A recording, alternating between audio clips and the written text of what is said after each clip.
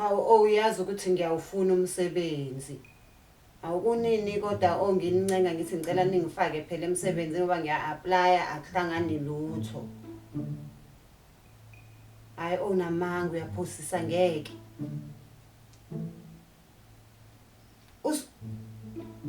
Kuholwa malini?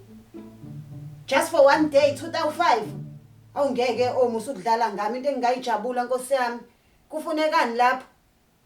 Hayi ongeke phela. Ngeke phela ngingaqashwa mina lapho.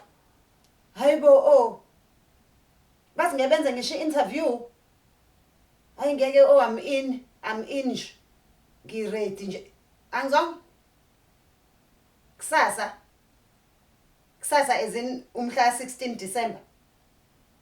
Awuyaganga lo mqashi. Ubani osebenza mhla 16? Uyahlanya ekhanda lo mqashi. Umtshela ukuthi kusho mina ngithi uyahlanya ekhanda yikho leyo nto.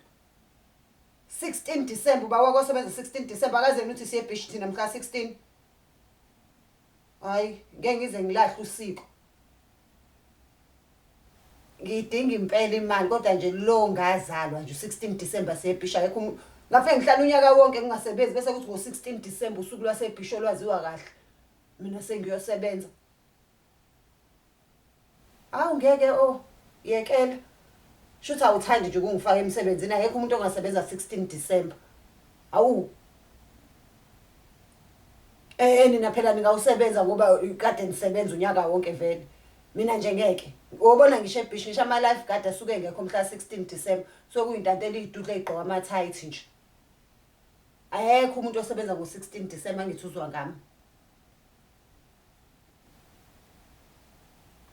Hayi phela driver basobe driver thina seBhishi futhi nabafe babhukude.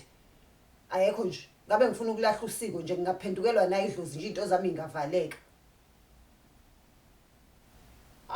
Hayi ngeke. Yazi ngisho idlozi lami liyazi nje melifuna ukungivashela ngo16 December lifike eBhishi ngoba ngizobe ngiseBhishi. Ngeke bese disiyeke ngoba nakho umlungu wakho yena usefuna abantu abazosebenza kufanele mina ngilahla usiko. Hayi akiyekwe ngizobona ukuthi ngenze njani. Hayi ngizobona nje ukuthi ngihlanganisa ngenze njani kodwa nje 16 December nje hayi. Ngeke angisebenzi nje ngisho wathiwa behola 100,000. Ngisho wathiwa nje behola 1,000,000 16 December nje mina ngeBhishi. Ngingahlanya phela ngidlula abantu baseGoli kubibona sebeyeBhishi mina ngingayi.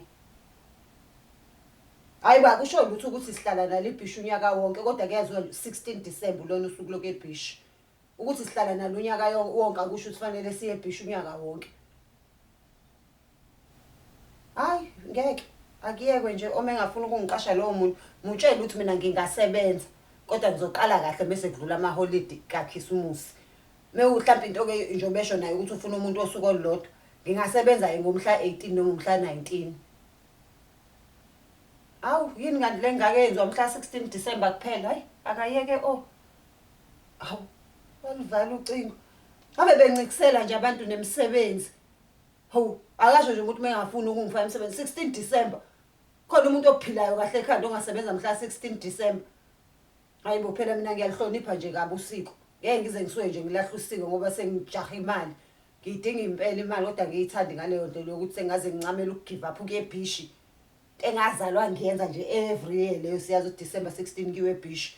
Hayi akufanele nje sifumele ukuthi imali isirule isicontrol isilahlisa izinto esakhula zenziwa. Nje mina ngiyivume leyo ngamane ngihlale nginganamali. Noma ngingagrosile nje for uChristmas kodwa ngiyazi ukuthi izingane ziyahamba zekomakhelwane sengiyazazi izikhathi zabo zokuphaka bazoyiphakela. Nami ngiyabaza abantu ukuthi ubani ngimvashela ngasikhathi sini mengifuna ukudla lunch, ubani ngimvashela ngasikhathi sini mengifuna ukudla idina. Ngeke nje phela akukhona ukuthi angisenamali lokho ukuthi sengilambe nasesiswini bakhona omakhelwane bayangiphakela. Ngekho nje umuntu wasebenza 16 December. Hayibo hayi bayahlanya abanye abantu ekhanda. Hayi bayahlanya abantu bayamereza la ekhanda bayasangana. Please subscribe to my YouTube channel for more videos. Subscription is free. Mahala.